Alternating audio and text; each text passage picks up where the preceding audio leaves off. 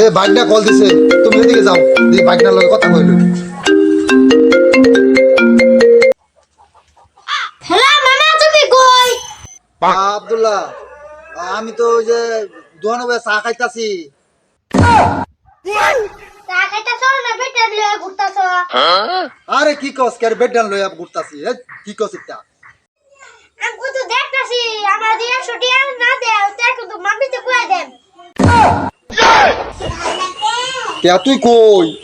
ফিসে চা দাও আমি তোমার ফিসে।